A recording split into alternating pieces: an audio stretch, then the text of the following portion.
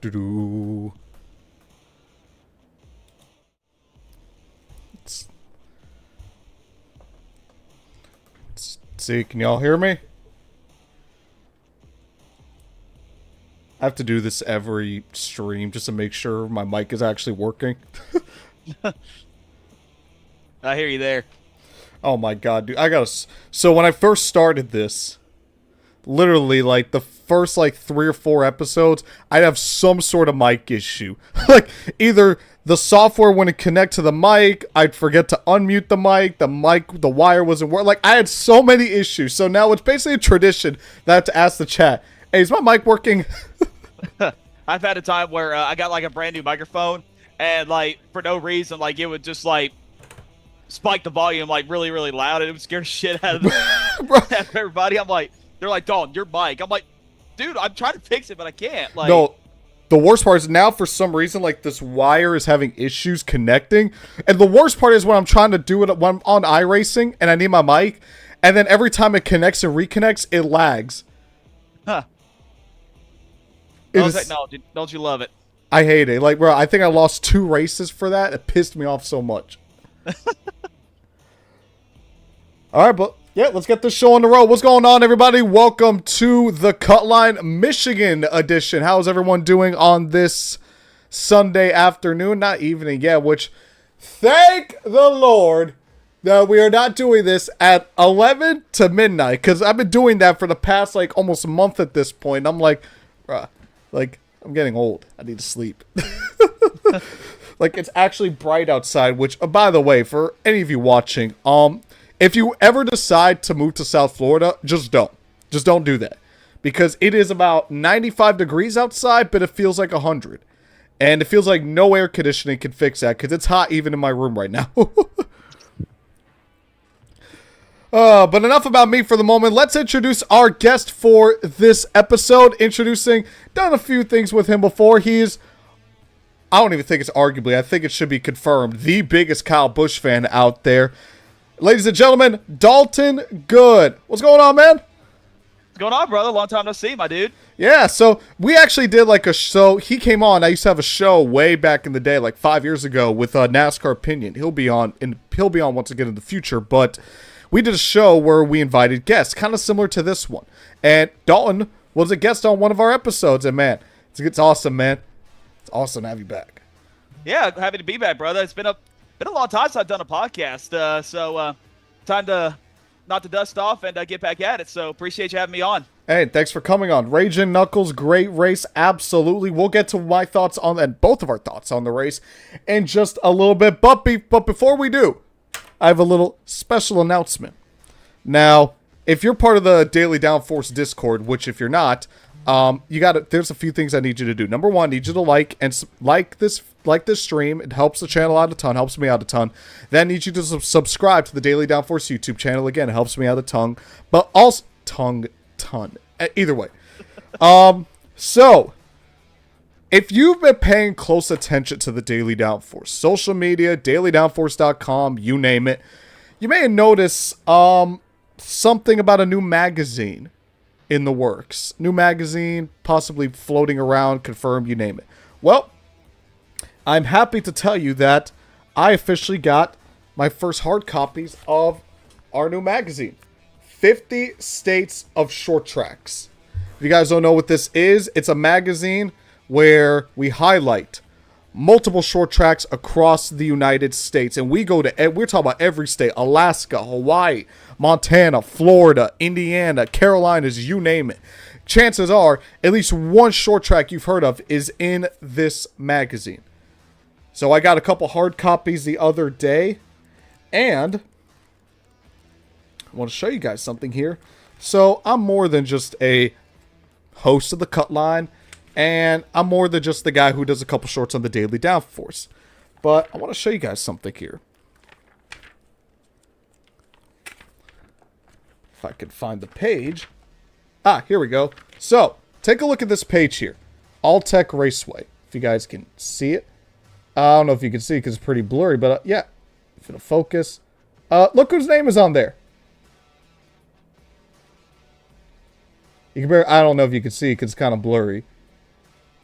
But yeah, I'm a writer in this magazine.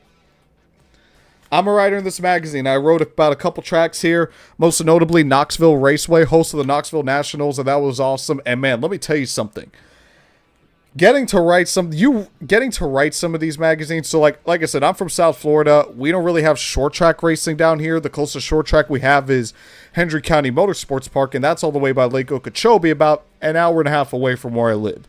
So short track racing is basically non-existent. The Miami Broward area is more of a sports car market than anything. An F1 market, and you will, because, the whole luxury nonsense.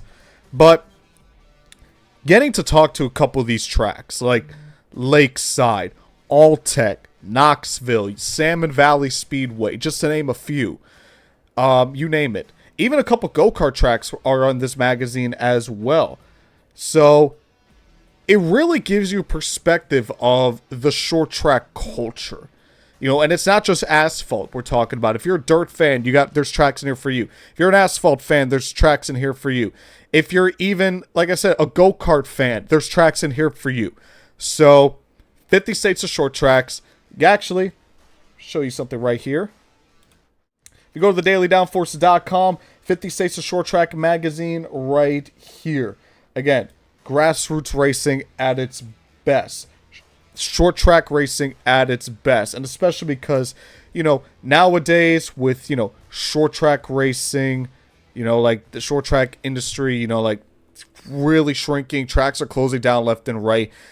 These tracks, they need all the help they could get. They need all the support they could get. And a magazine like this is exactly what exactly what the doctor ordered. It's a great magazine. It's a great way to get these tracks out there to the public, more of an eye. And again, it's even also more than just the short tracks as well. I mean, you got drivers there. We talk about just drivers, food at the short track, you name it. There's so much in this 50 States of Short Track magazine that you don't want to miss it out. So check out dailydownforce.com. Dailydownforce.com. It's in the shop. 50 States of Short Tracks magazine. And again, yeah. And it's also pretty cool. It's also cool for me personally as well because it's my first credit in a magazine. I've written stories on the Daily Downforce before. I've written stories for universities before, you name it. But this is the first time that my name is actually on the magazine.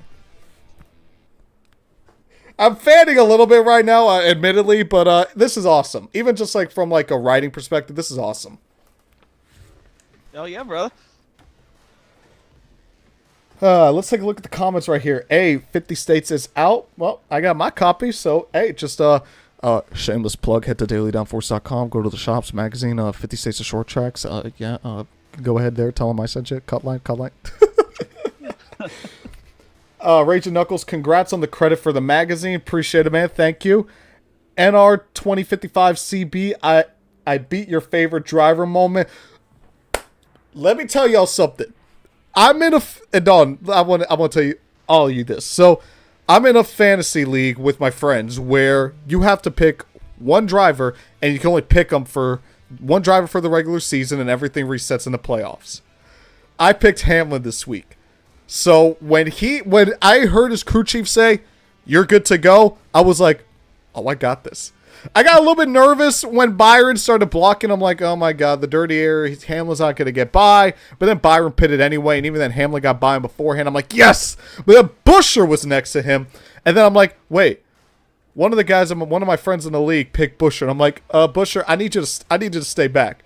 I don't know what you're doing, but I need you to stop that. See, I'm in the same boat as you, except I picked William Byron. Oh! Yeah. I got a group chat, and we do, like, weekly picks, and we actually put money on the line, like $5 a week. And I sucked last week, so I had to pick, like, second, and I picked William Byron, and the guy who picked first picked Denny Hamlin. So, bruh. Yeah, lost some money today, but that's what it is. Oh, no, so, like, our thing is whoever has the most points at the end of the year, I got 5. No one else has the only other guy. So I got 5, and that's because we did a weird thing where if our favorite driver is the first one to win, this was early in the season. So if our favorite driver was the first one to win amongst us 4, then we get a bonus 3 points. So Larson won Homestead, and I was there. So Larson won Homestead, And then I picked him for Kansas, and I just picked Denny for Michigan. Only one other guy got one pick right, so I have a 4-point lead on everyone else. Nice.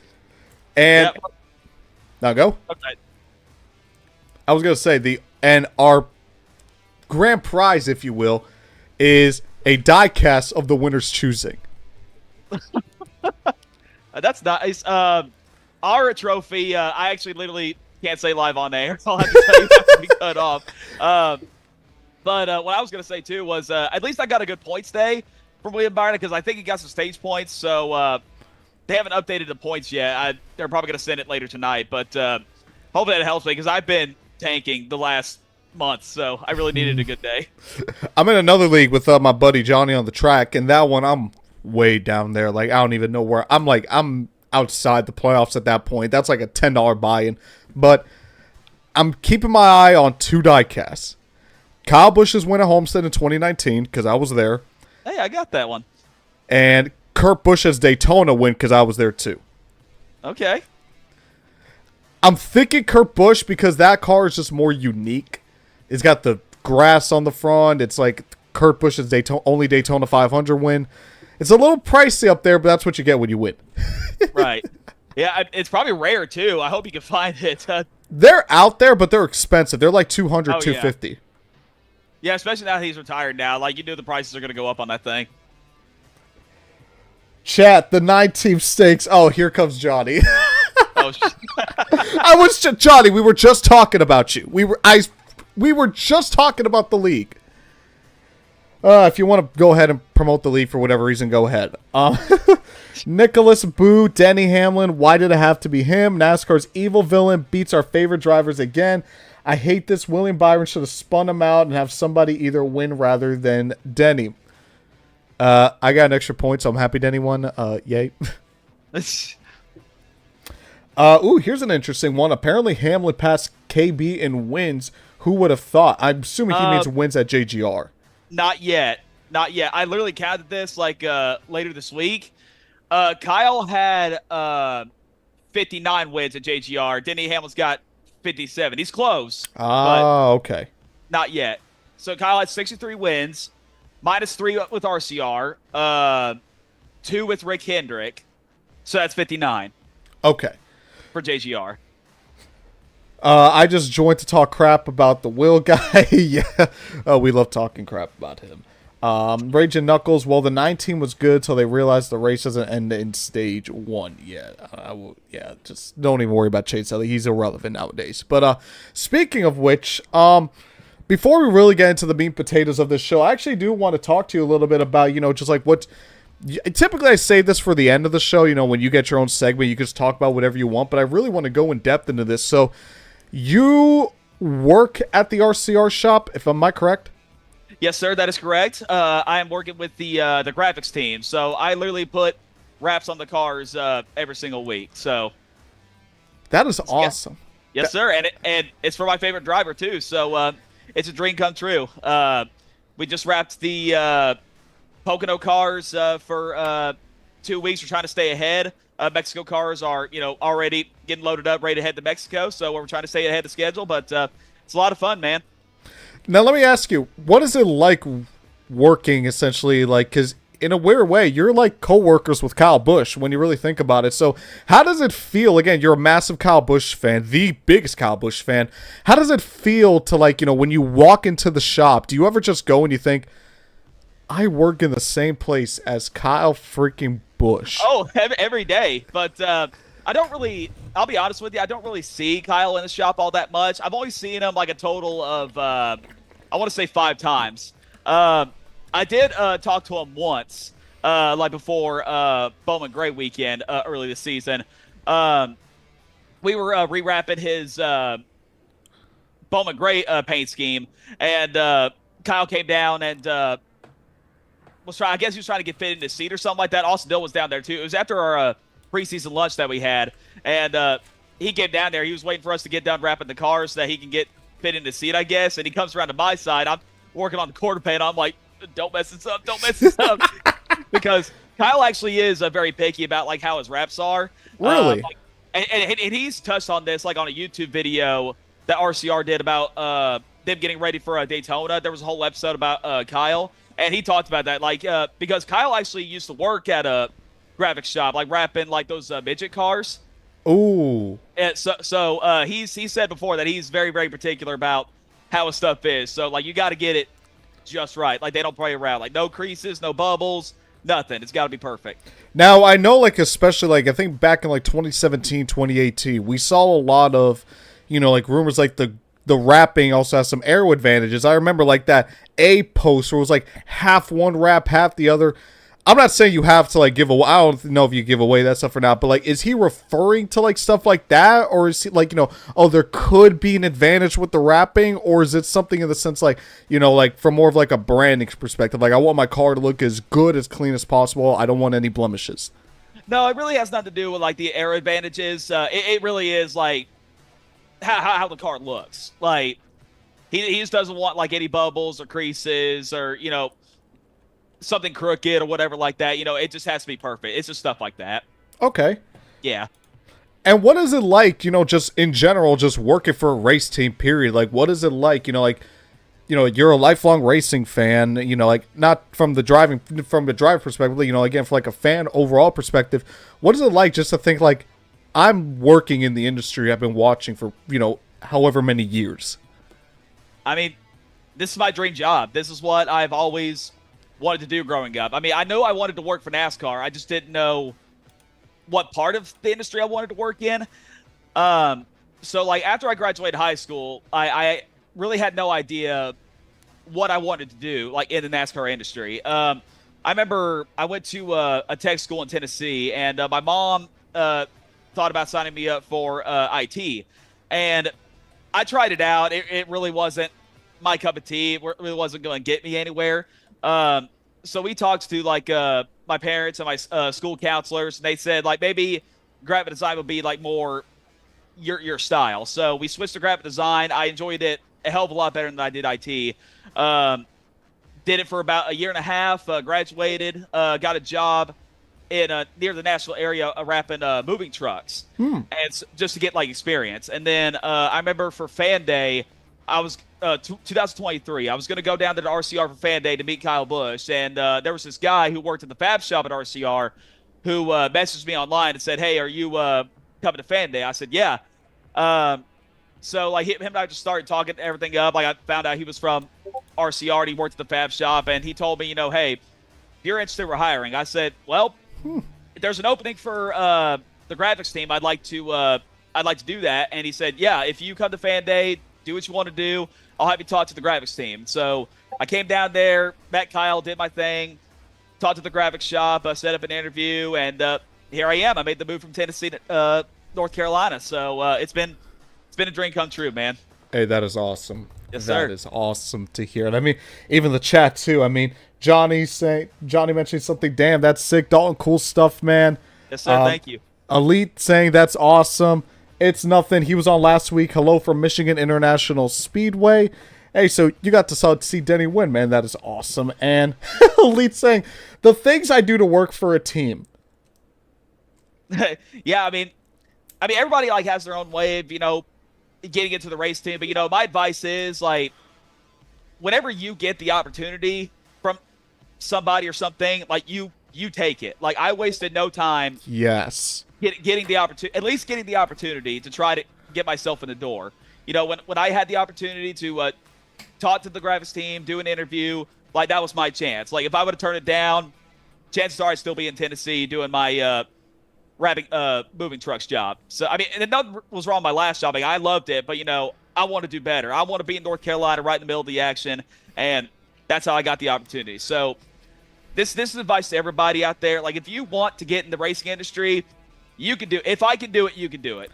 Yes. Just make sure you take the opportunity when you get it. Reach. Yep.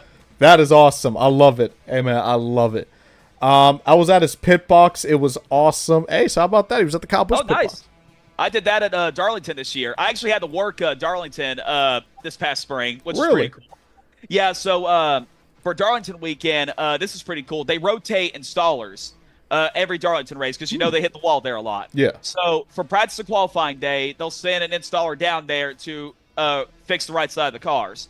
And now that I got the experience, it was my turn. Ooh. And they sent the number 1 installer with me to like show me around because in September I'm going to be going back to Darlington again, except I'll be all by myself. Ooh. So he wanted me to go with me to show me around and everything like that.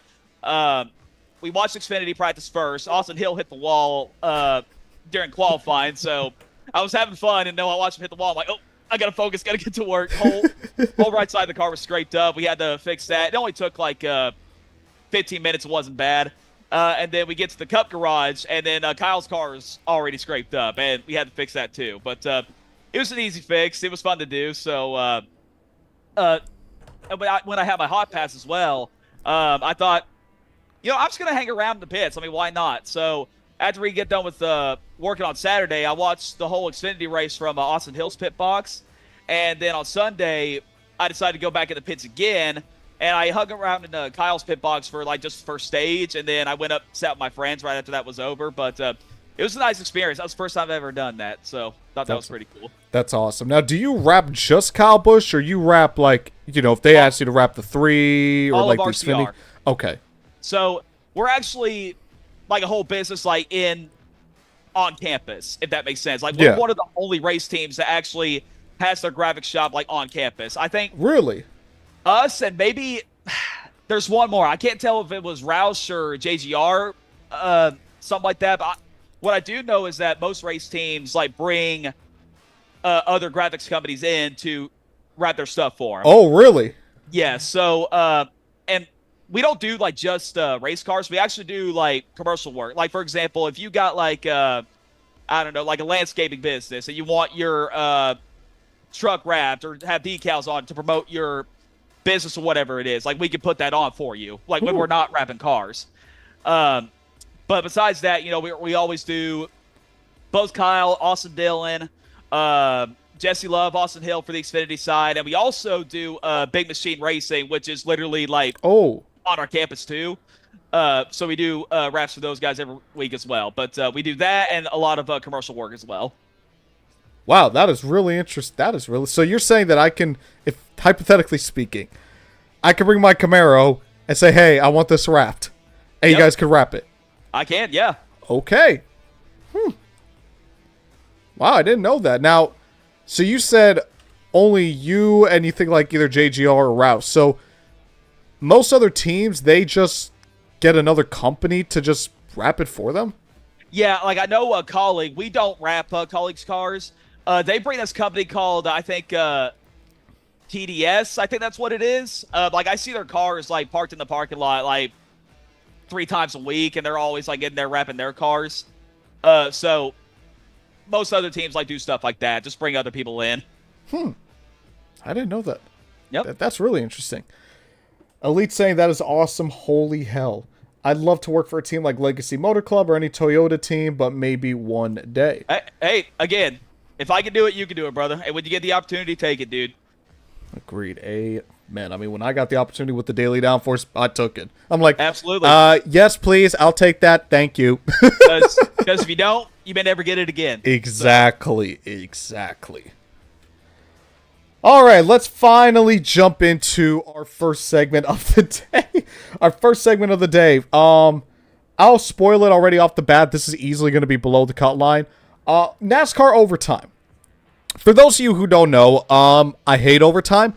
I've always hated overtime, and really, the more I see overtime, the more I hate it. And there's a couple reasons as to why. And the reason I'm showing Tommy Joe Martins is because I'm showing Tommy Joe Martins' tweet, which, funny, like, because typically I don't agree with a lot of things he says, but in this case I do. Saying NASCAR overtime is the most costly rule change that's ever happened. You could talk me into overtime for the playoffs, but this is ridiculous. I'd say just get rid of overtime altogether. But the one argument I hear for overtime is the fans deserve a green flag finish. Because they say that the race isn't worth it if it ends under yellow. I agree with the overtime rules. Like Nashville last year was my absolute breaking point because I remember Kyle was going to get a much needed top 5 during that race last season, and I was so pissed off because it just got ruined like that because everybody forgot how to drive. Yes. I like overtime, but there was nothing wrong with 3 green, white, checkered attempts. There's absolutely nothing wrong with it. I would prefer to go back to that because, I mean, you got 3 chances. Like, most of the time, you wouldn't need 3 green, white, checkered attempts. Like, really, the super speedways were the only races where you would get, like, actually 3 attempts. But, yeah, like, the unlimited overtime attempts is just absolutely ridiculous because, like, you know how it is. Like, everybody's, like, fighting for 26th or 25th or whatever. It's just, like, that's what kills me the most is that, like, everybody on back, like, has no shot to win from 10th on back, and then they're just fighting to win the race from that position. It's just absolutely ridiculous. They lose their minds. I can't do with that anymore. Just go back to 3 attempts. Here's my thing with overtime, and I'm going to lay out my points. Number one, the argument of fans deserve a green flag finish like the whole race. And to that I say, boo-hoo, cry me a river. If the race ends under yellow, it ends under yellow. It happens. like, yeah, I mean, there's nothing you can do about it. Exactly. Like, races end under yellow during overtime, and we don't say anything about that. And another thing, too, is, like, here's another thing. It's just a waste of time. What do I mean by this? We spend more time under yellow. We spend more caution. We spend more laps under yellow for a minute's worth of racing. Longer for at a road course. But typically we spend 5-10 minutes under caution just to get to overtime for an extra minute worth of racing. And then guess what? If they wreck, then guess what? We got to do it again. That's another 5 to 10 minutes. Maybe there's a red flag, but we got to get overtime done. So you get instances like Nashville where the race ends way after it was supposed to. You get Michigan with the trucks yesterday where it ends way after it's supposed to. It's just, we're just wasting people's time. Racing it takes like an hour to finish 2 laps. Yeah. It shouldn't be like that. Exactly. It's like, racing is already long enough as is, especially in NASCAR. Why are we trying to make it longer? I keep hearing fans say the races need to be shorter. The races need to be shorter. Then we should be asking to get rid of overtime because that does the exact opposite. It makes the race longer. And I'm not even talking about from a racing purist perspective of, green flag finish gimmick. I'm not even talking about that. I'm talking about like other reasons. And another thing too is, depending on how overtime goes, it can make these drivers just look so stupid. Like, these are supposed to be the greatest drivers in the world. So you're telling me the greatest drivers in the world can't hold it straight for not even 2 laps, 1 lap. You just need 1 lap to hold the car straight, and you can't do that, and we're supposed to put you in the greatest driver in the world category? I mean, sometimes it's not even a quarter of a lap. Like, exactly. Get to the first turn and then wipe out half the field. Exactly. Like, I expect this from iRacing where, the guys can't make it past the start-finish line. I expect it from there. But from the top 3 levels of racing. Now, I'm happy it's not the ARCA rule where the race has to finish under green because that rule just boils me. Yeah. But overtime, it's so ridiculous. Like, when I see overtime, I'm like, oh, great. This is about to get stupid. Yeah, there are a lot of time, like, there was a long time ago where I didn't mind overtime finishes, like if a race got too boring or too strung out or whatever, but the more that drivers lose their minds at every single overtime that we get, like, the more I just don't want it anymore. Exactly. Like, 1 overtime, okay, fine, sure. 3, it's like we're it's That's getting... my max. Exactly, that's my max. But, like, anything more than that, like, no. Like, 5 overtimes, most in history. That's not a good thing. That's saying, oh, our drivers could have hold it straight 5 times. Yeah. Again, that Nashville last year was my breaking point, and I hope I never have to see anything like that again. I hope not. Are you saying that because of overtime? You say that because Logano won? Maybe. I don't know. Well, and that's why Carl Everett's left. That's true. So... Raging Knuckles, I like overtime, but that's only because NASCAR doesn't know how to clean up the track in a timely manner. I could totally see NASCAR ending a race with 15 to go. I mean, it might as well be 15 to go. Like they say, oh, 2 to go. And like, it might as well be 15 to go when they get to overtime. Yeah. Joshua 8824 Racing. But remember, over 20 years ago, people wanted this. I'm 24, so I was 4 years old when overtime was introduced. Like, I barely remember. But I never wanted this. Overtime is stupid, and I will die on that hill. Well, I think a lot of people forget that NASCAR screwed that all up. Like, again, I feel like you had the perfect system where you had only like 3 attempts at a green white checker. So you still got 3 chances to get at least a good finish. But then you brought out the overtime line for literally no reason after the 2015 Dega race. That was a disaster. And then you go back to like, oh, okay, let's do unlimited overtime finishes. I'm like, okay, well, what's that going to do? I mean, now you're going to waste like an hour and a half to 2 hours just trying to finish 2 laps for no reason. Exactly. End it after 3. Exactly. And think about this. Like, if I'm trying to do my show, I'm like, all right, the show's about to get started in about 30 minutes. Yeah, add another 30. And then 30. And then 30. And then 30. It's like extra hour and a half gone. I'm like, all right, guys, now we're finally live. Yeah. All right, we're going to move on to the next topic here. Oh, before we do, we got a comment here. I prefer just 3 attempts, and if they don't get there, that's on the drivers. Exactly. Yep. But you give them more of an opportunity. Here's the thing. You're giving them more opportunities to be stupid. Why do we want that? Yeah, like the overtime line. Like, or actually, no. I forgot that in 2015 Dega, they moved it to only 1 attempt because the Austin Dillon reg, which I don't think had anything to do with that. But now, like, if you only have 1 attempt, like, that's just going to make all the drivers, like, very desperate. Especially with it being, like, a playoff elimination race that it was. Like, you're asking for, like, all kinds of stupid. And it got pretty stupid. Yeah, like, that's true. When Harvick, like, junked the field because he was blowing up, and then Larson and Johnson spitting in the grass before they even took the green flag, like, you got what you asked for. Exactly. All right, let's move on to the next topic. But before we do, again, make sure you guys like the stream. That helps me out a ton. And subscribe to the Daily Downforce YouTube channel as well. Again, that helps me out a ton with the show and everything as well. All right, next topic to discuss. This is one, you know, we're in Michigan. Michigan is always about speed.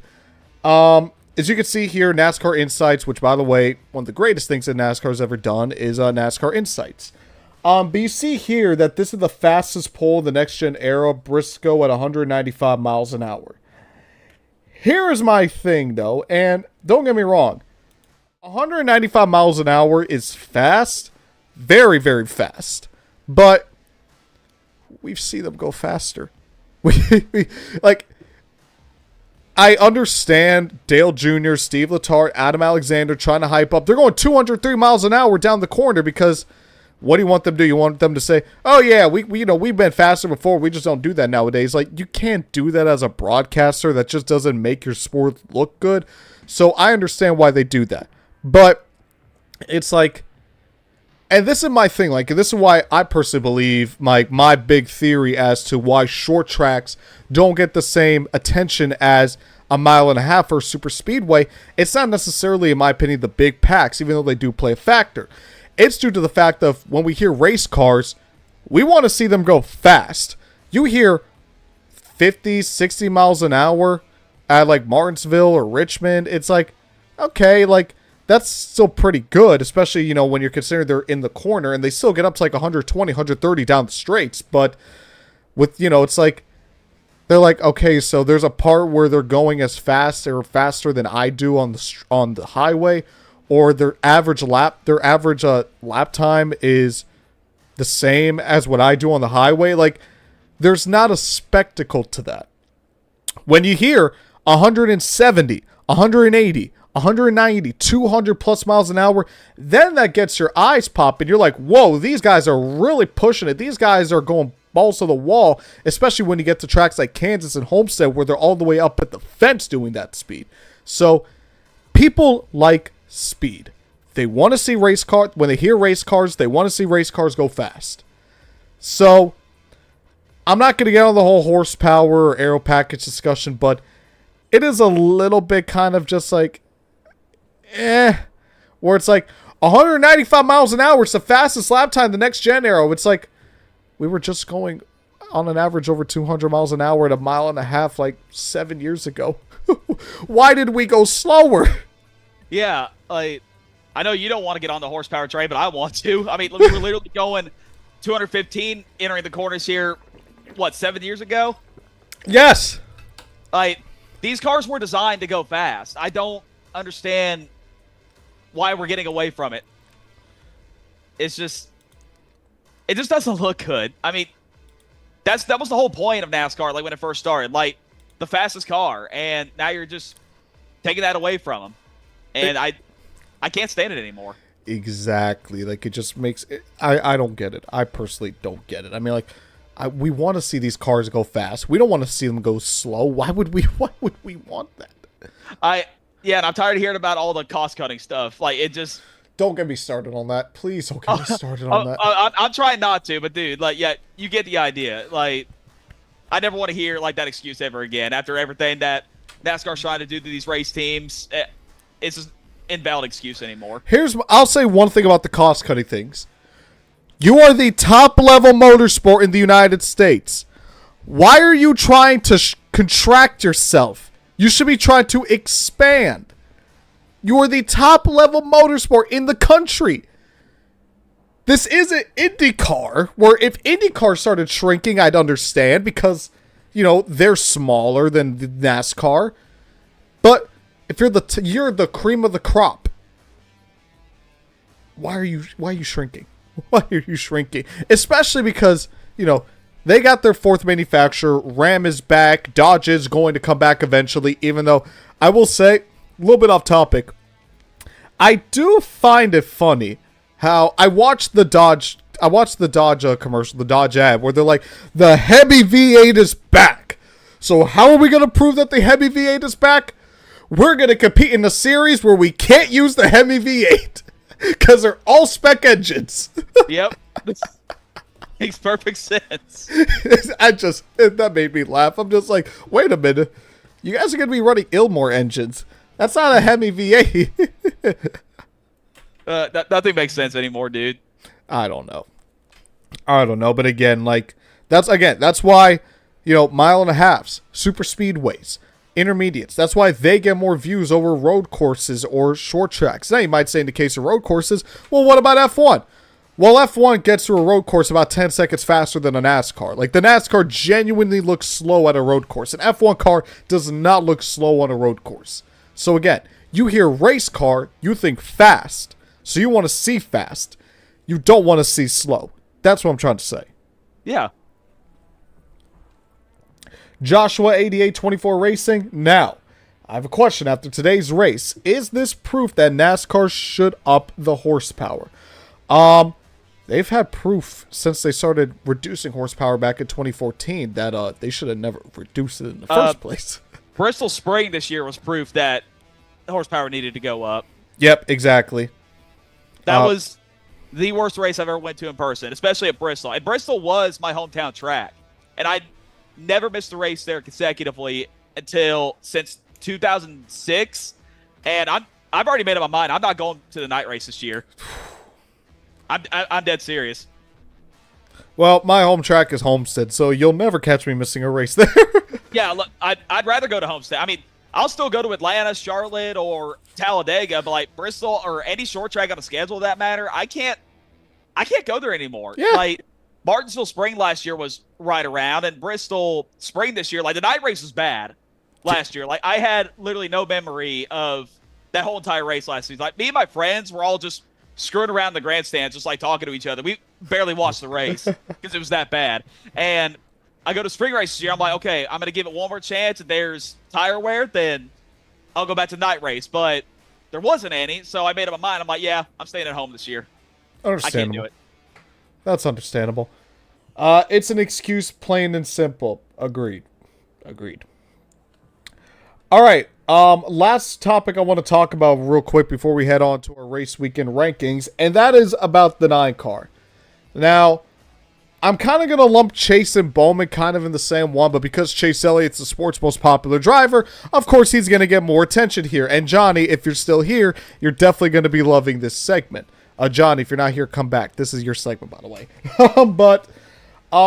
Yeah, here's the thing about Chase.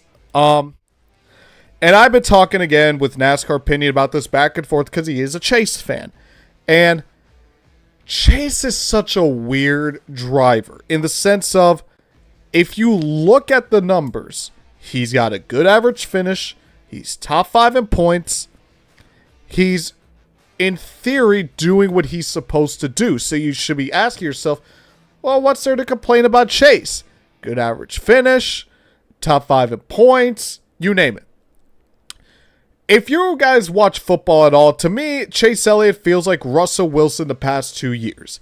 The numbers look good, he's not making any mistakes, and yet he's still getting cut and bouncing around from team to team. Now, I'm not saying Chase Elliott is Russell Wilson, he's going to get cut or anything, but what I'm trying to say is, it's more than just the numbers. You have to look at the eye test. Folks, there's a reason why when Chase Elliott took the lead from William Byron today, everyone was surprised because you don't see that anymore. Now, there's another argument. Winning shouldn't mean everything. You know, oh, it's not just about winning. And I get that. I am a racing purist. I understand that more than anybody. However, if you are a former champion, you drive for a top-level organization where you are expected, your expectations are to win races and compete for championships, or at the bare minimum, lead a few laps. If you can't do that on a consistent basis, especially when we've seen Chase do that before, that's where I have a problem. That's where the issue is lying. And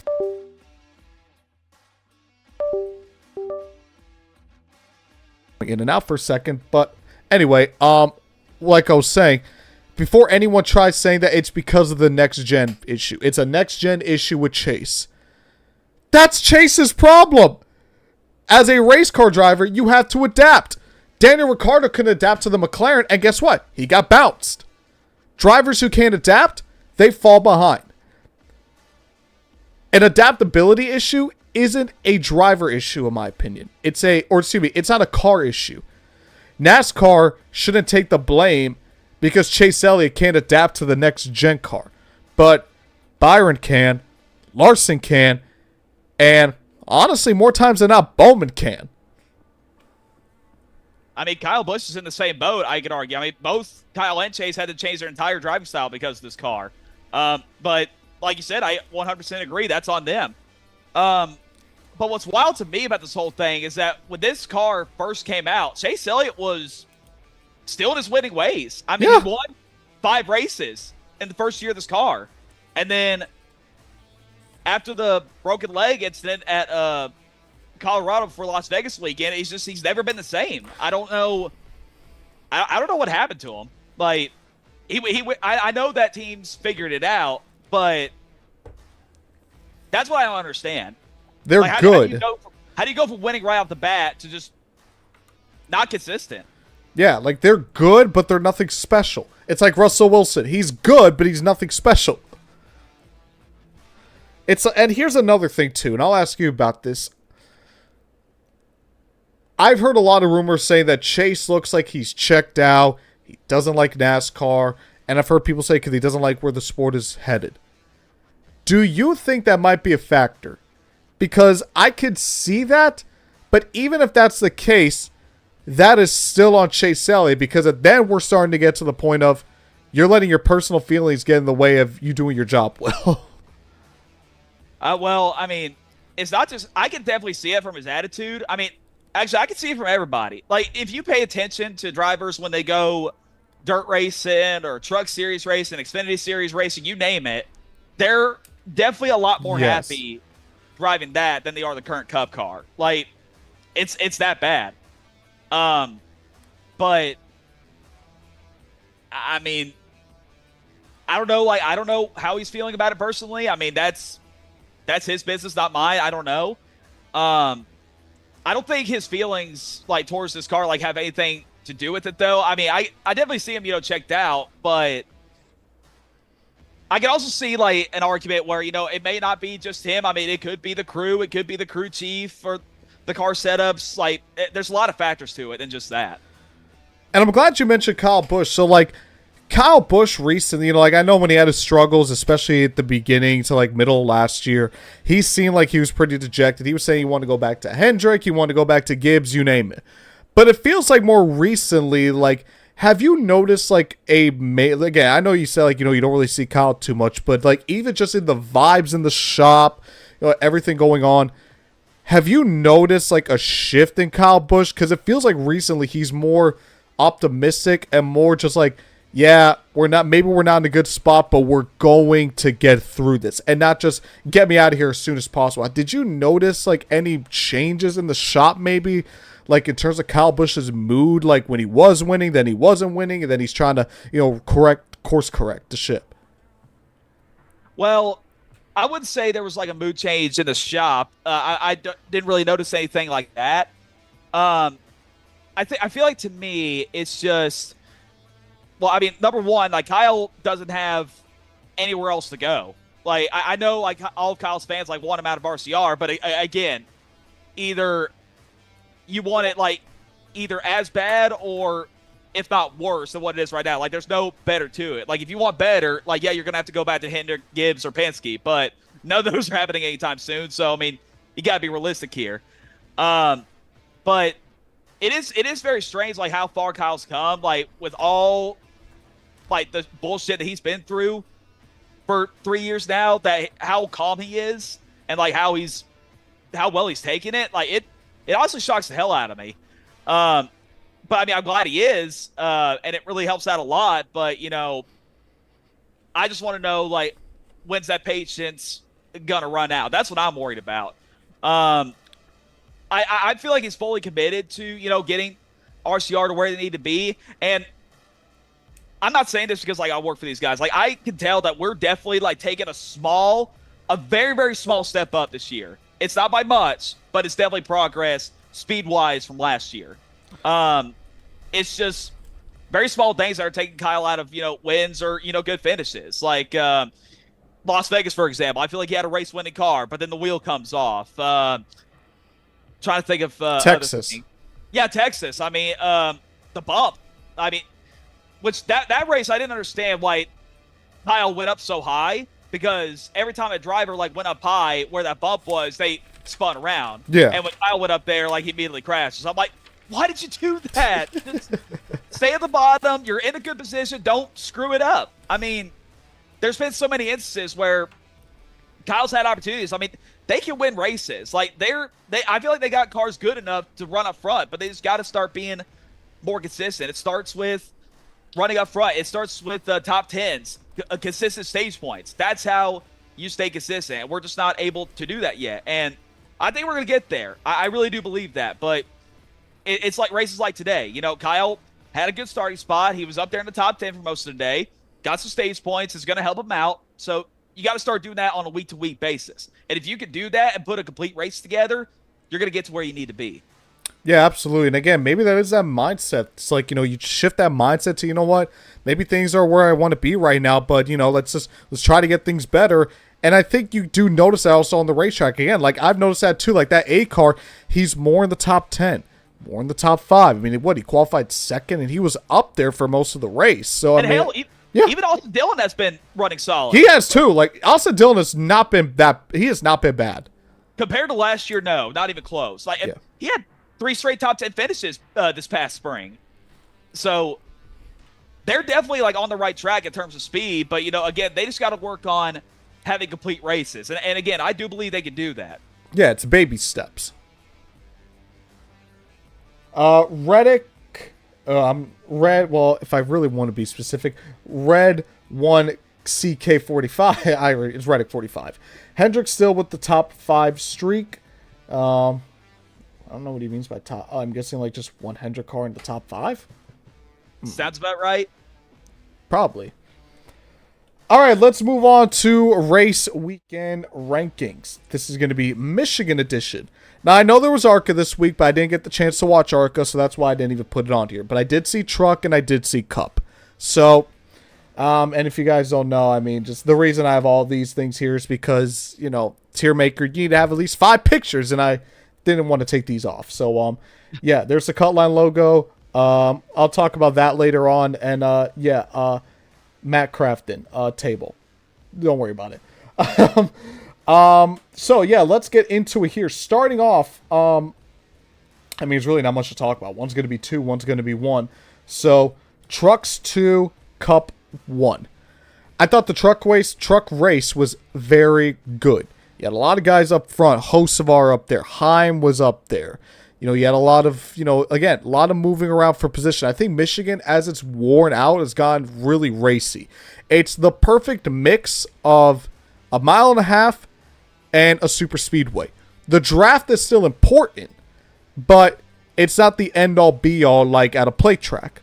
And Michigan, I think, has reached that point in its history where it's at that perfect balance. And you saw with the truck race, there was action throughout. There was never a dull moment. The reason I'm putting it at number 2 is because the end of that race, again, where we had like 3 overtimes and the drivers couldn't even make it past turn 1, it got really stupid.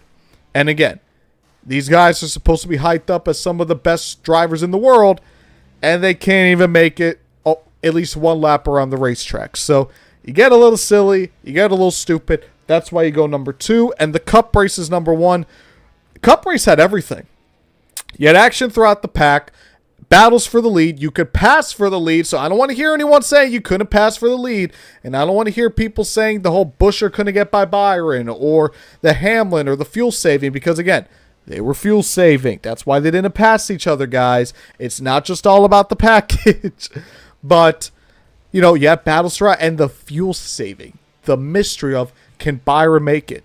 Can Hamlin make it? Can Buescher get there in time? Can Larson make it? Can Ty Gibbs make it? It's that unknown, that mystery.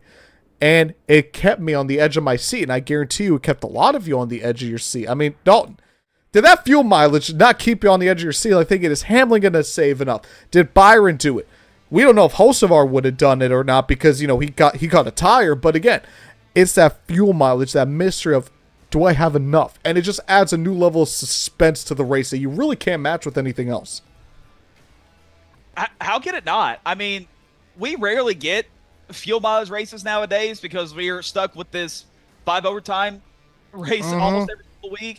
So it's very nice to have a fuel mileage race, every once in a while. Especially at a track like Michigan. Yeah, I mean, I love the unknown. Like, I love putting the strategy into effect with these races. Like, it shows you who the best crew chief is and who the best pit crew is to put enough fuel in the car to get you to the end of it. And, that's what you need every once in a while. So I was very happy to see that one day for once. I was hoping William Byron would just hold on for to win me some money, but of course that didn't happen. But it had me guessing too. I mean, like with Hamlin running William Byron so hard in the last couple laps, like was he going to run out of fuel? Was Ty Gibbs going to get his first win? Was Chris Buescher going to steal one? Like you definitely like want to see that every once in a while. And I was very happy. It was very satisfying to say the least. Yes. All right, let's move on to the 2025 race weekend rankings. We got a lot of races to go over. I'll put the truck race in the middle and towards the high end of B tier. I thought it was a very, very good race. Again, kind of got a little chaotic at the end, but still overall very good. I'm going to put this race... Oh, do I want to... You know what? I think it's time. Coda, you have been dethroned. I think Michigan is the best race of the year. I thought it was... Now, go ahead. I respect that. Yeah, so I've had... I'll pull up the tier list real quick here. I've had Circuit of the Americas #1 for most of the season just because I thought it was the perfect road course race for NASCAR. Like, just everything was phenomenal. And really no other race has come close. I mean, the Coke 600 was very good, but I still think it was like a tier 2 below Coda. But this Michigan race, I mean, like, you had everything. You wanted action for the lead, you had it. You wanted battles throughout the field, you had it. You wanted fuel mileage, the uncertainty, you had it. And even if we're talking about other things like, nope. Even if we're talking about like other things like, okay, like there we go. Even if you're talking about like other things like fuel saving, You got it. There is nothing that, like, there wasn't a dull moment throughout the race. It had everything you could have wanted. Yeah, Michigan really exceeded my expectations for today. I'm not going to lie to you. Yeah. Because after watching a practice and qualifying yesterday, looking at the lap times and the speeds from every driver, they were so close to each other. I think 38th place in qualifying was like, what, 4/100ths back from the leader or the fastest lap time. So my original thought was, oh, it's going to be so tough to pass. This is going to be garbage. But no, that was nowhere near the case. I mean, and I feel like the drafts like had a lot of help to do with that, which made it for a good race because like you were able to use it to make some passes. And Michigan's finally, worn out enough to where like you can use multiple grooves to make those passes. Like if this was fresh off the repave, yeah, it'd been a disaster. But terrible. Yeah, but Michigan like is finally getting back to where it was once before, before the repave. And again, the drafts playing a big factor into this race, like really created really great racing. The restarts were fun to watch too. I was starting to get pissed off in stage 2 when like it seemed like nobody could get like 5 laps in without tearing up their race cars. That's true. Yeah, but they finally settled down a little bit. I'd rather that happen like in the middle of the second stage than I would the finish. To be honest with you. Yes. But yeah, I mean, again, like you pretty much took the words right out of my mouth. Like it really had everything you could have wanted. I mean, I know a lot of people are probably going to downgrade it because Denny Hamlin won, but I mean, I don't care about the winner. Just give me just give me a good racing product. That's all I care about. Well, you are correct. Big Gator over here saying it was a D- because Denny won, so I guess he's saying D for Denny. I hope he is. And again, like, same thing too. I was really talking with NASCAR opinion, like Will this morning. I'm just like, it's Michigan. It's probably not going to be nothing special. And that race was incredible. That was a phenomenal race, in my opinion. I mean, yeah, Michigan's been like one of the tracks that really benefited from this next gen car. Yeah. Gen 6 car, I didn't really appreciate Michigan that much, but this Gen 7 has really made me a fan of Michigan. Agreed. So, one more quick glance at the 2025 race weekend rankings so far. We have a new member in the S tier. Michigan, overtaking Circuit of the Americas, the Cup race. And then here's the rest right here. 3 Cup races making out the podium. And we'll see if we can get a third race, hopefully sometime soon, to join these two for a 3-way tie for the top step. So, that's going to do it for this one, guys. But before we go, you guys already know what you need to do. You guys see the Instagram. You guys see the Twitter or X, whatever your heart desires to call it. Dalton, the floor is all yours. While we do it, everybody go raid Dalton on social media. Give him the follows, give him the likes, everything. Show your support. Dalton, the floor is all yours, buddy. Yeah, you guys can see it right on the screen. Follow me on, I still call it Twitter. I'm never calling it X. Screw that. At Dalton Good 8. Even though I'm not really active on Twitter as much anymore, I still like to check in on you guys like here and there. I'm sure a lot of you guys in the chat are probably following me already, but even though I don't tweet much anymore, like if you guys ever want to, talk to me about whatever, feel free to DM me. I happily reply to you back, so make sure you guys do that. But I've been a lot more active on Instagram as well. I'm trying to get my followers up there, so you can follow me at Dalton Ratty Bush 8 on Instagram. I really appreciate that. But yeah, that's all I got. Just hit that follow button. And Dalton, this is awesome, man. Thanks for coming on. Dude, thanks again for inviting me, man. It was a fun episode, and glad I got to get back to podcasting. It's been a while, so really appreciate you, brother. Absolutely. And that's going to do it for me, everybody, as well. If you guys want to follow me, Instagram, Twitter, TikTok, you name it. It's the same handles you see down below. Guys, thank you guys so much for tuning in. As always, next week is Mexico, so that's going to be a really fun one. That's going to be a really fun one. Do I do that? Should I do that episode in Spanish? Can you? When is convenient for me. I guess we'll save that for maybe for next episode. You guys want to hear me talk in Spanish for the next episode? Let me know in the comments, or just like, tag me on social media or in the Discord chat. Say, hey, speak in Spanish, or please don't speak in Spanish. We'll see. But that's gonna do it, everybody. Make sure you guys like the stream. Again, it helps me out a ton. Subscribe to the Daily Downforce YouTube channel. That helps out a ton as well. Check out dailydownforce.com. Again, 50 States of Short Track magazine. You can order your copy as well. And then